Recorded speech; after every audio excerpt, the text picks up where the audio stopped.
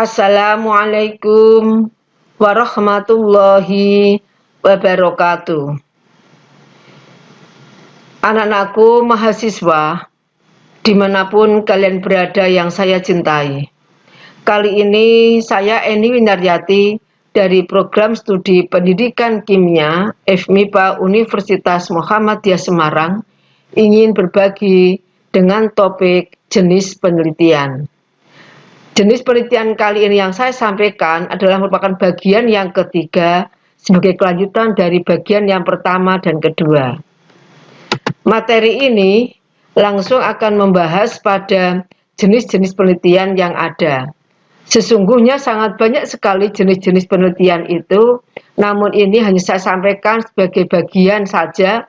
Berarti dimanapun kita pun juga boleh diperkenankan pula untuk mengembangkan jenis-jenis penelitian yang lain, asalkan secara literatur dan secara teoritis kemudian itu ilmiah dan bisa dibuktikan.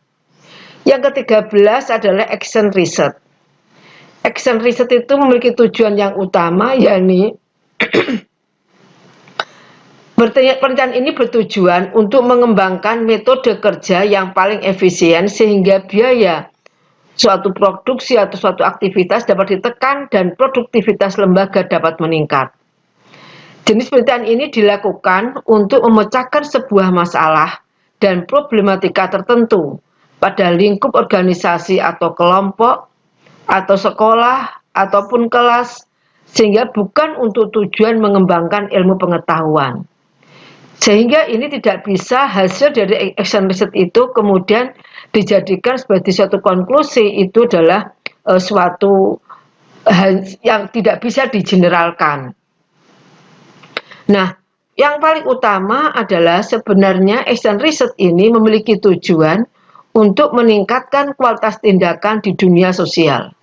Sehingga nanti dalam perkembangannya akan kita temukan action research dalam dunia pendidikan pun itu juga ada, yakni action research in classroom atau sekarang kita kenal dengan PTK. Dikembangkan pula menjadi PTS, dikembangkan pula PTBK dan seterusnya. Jadi nanti akan ada action research yang lebih rinci lagi, yang lebih mengarah pada kekhususan kasus atau masalah yang itu ditemukan. Yang ke-14 adalah policy oriented research. Penelitian ini berorientasi kebijakan yang dirancang untuk menginformasikan atau memahami satu atau lebih aspek dari proses kebijakan publik dan sosial, termasuk pengambilan keputusan dan perumusan kebijakan, juga implementasi dan evaluasi. Sehingga dari suatu kebijakan yang ada itu kemudian dirancang bagaimana kebijakan itu, apakah kebijakan itu sudah termasuk pengambilan keputusan dan perumusannya kebijakan sudah benar atau tidak, yang kemudian ini implementasinya bagaimana dan evaluasinya seperti apa, ini maka perlu dilakukan suatu penelitian.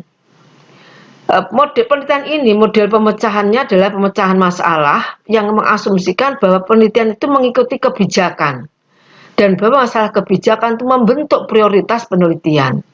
Jadi ada banyak kebijakan dari beberapa kebijakan itulah yang kemudian kita lakukan penelitian yang berbasis kebijakan untuk melihat sejauh mana implementasinya dan evaluasinya. Sebagai contoh adalah laporan yang menggunakan jenis penelitian ini berfokus pada pertanyaan bagaimana masalah X dapat diselesaikan atau dicegah. Ketika implementasinya ada suatu masalah, maka di sini kita akan lihat apakah kebijakannya itu sudah benar atau mungkin ada dihasilkan suatu kebijakan yang berikutnya sebagai dampak dari kebijakan yang diberlakukan. Kemudian yang ke-15 adalah policy research. Penelitian yang ini dilakukan terhadap masalah-masalah sosial yang mendasar sehingga temuannya dapat direkomendasikan kepada pembuat keputusan untuk bertindak dalam menyelesaikan masalah.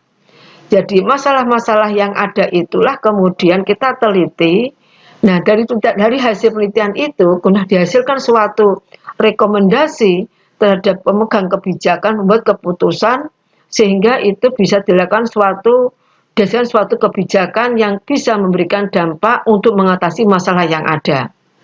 Dalam penelitian ini umumnya meneliti aktivitas dan kegiatan pada masyarakat yang biasanya dilakukan oleh lembaga dan institusi pemerintah guna membantu pengambilan keputusan dan pembuatan kebijakan agar berkaitan dengan masalah masyarakat yang dihadapi oleh masyarakat tersebut. Jadi ini rekomendasi yang dihasilkan dari penelitian ini ditujukan kepada pemegang kebijakan, pengambil keputusan untuk dihasilkan suatu suatu kebijakan yang bisa diimplementasikan di masyarakat atau organisasi atau lembaga sehingga teratasi masalah yang dihadapi. Yang ke-16 adalah penelitian eksperimen. Penelitian ini bertujuan mencari pengaruh variabel tertentu terhadap variabel lain yang tentu di sini ada suatu kondisi kontrol dan kondisi kelas eksperimen. Penelitian ini mendorong dilakukannya eksperimen untuk mengetahui pengaruh variabel tertentu. Terdapat 4 bentuk metode eksperimen antara lain pre-eksperimental, true eksperimental, faktorial, dan kuasi eksperimen. Jenis penelitian ini berupaya mengisolasi serta kontrol, mengisolasi adanya kontrol, kemudian masing-masing situasi yang sesuai, masing ada kontrol dan ada eksperimen atau perlakuan, yang keduanya itu memperoleh start yang sama, hanya yang satu itu diberi perlakuan. Nah, kalau dunia pendidikan maka akan dirinci lagi, yakni penelitian kuasi eksperimen. Secara lebih lanjut nanti akan kita bahas secara lebih detail penelitian eksperimen ini kaitannya dengan dunia pendidikan. 17 adalah penelitian pengembangan. Penelitian pengembangan atau research development adalah jenis penelitian yang dilakukan dengan tujuan untuk mengembangkan produk atau membuat produk baru sehingga dihasilkan suatu produk yang berkualitas. Ini awalnya memang dikembangkan dalam dunia industri. Sekarang pun dalam dunia pendidikan pun juga penelitian pengembangan ini menjadi tren untuk dilaksanakan. Dalam kelanjutannya pun ada penelitian pengembangan R&D, Research and Development, juga ada Research, Development, and Delivery. Tujuan penelitian ini adalah mendapatkan produk baru atau proses baru dalam menghasilkan produk tertentu, artinya bahwa penelitian bukan dilakukan untuk memformulasi atau menguji hipotesa. Jadi di sini tidak ada hipotesis, tapi dihasilkan satu outputnya adalah produk baru. Yang ke-18 adalah penelitian evaluasi.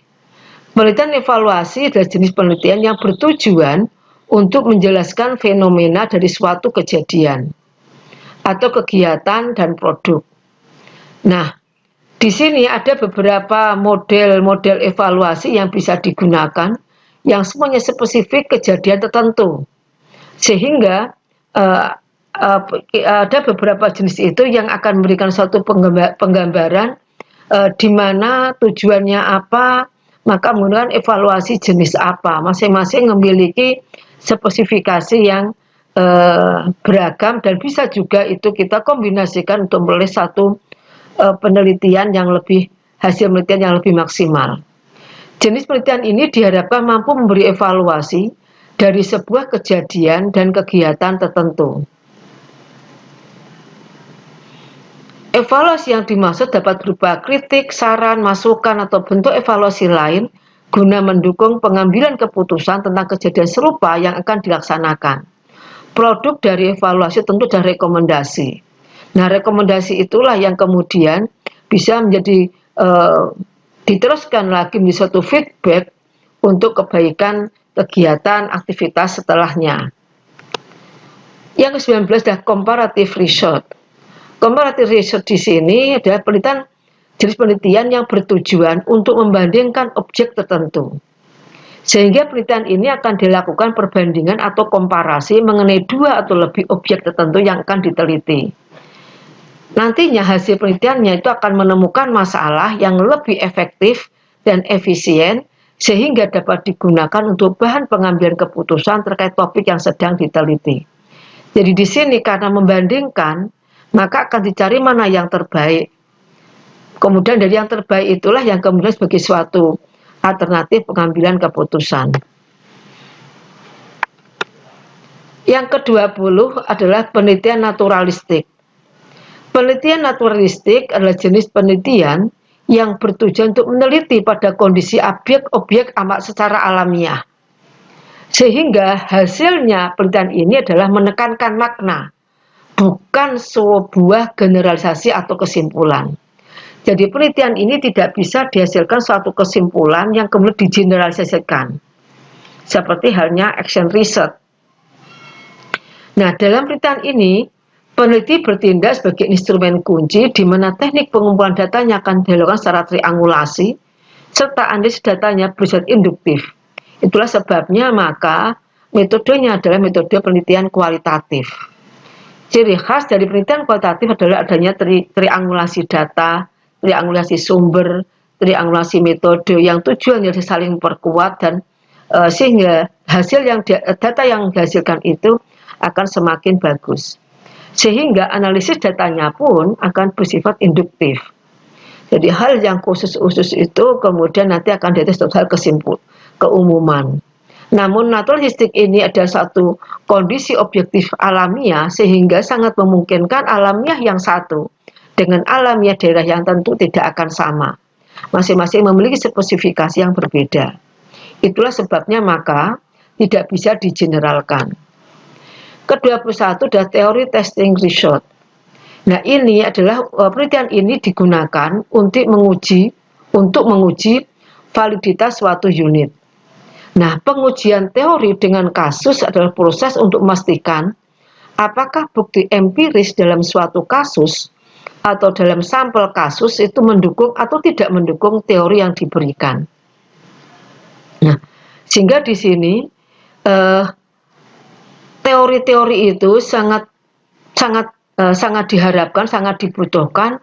Apakah sampel dari setelah dianalisis bukti-bukti yang ada itu hubungannya dengan teori yang ada seperti apa? Nah, di sini adalah akan terjadi studi kasus sampel adalah ya di mana tujuannya adalah suatu untuk menguji jenis preposisi. Jadi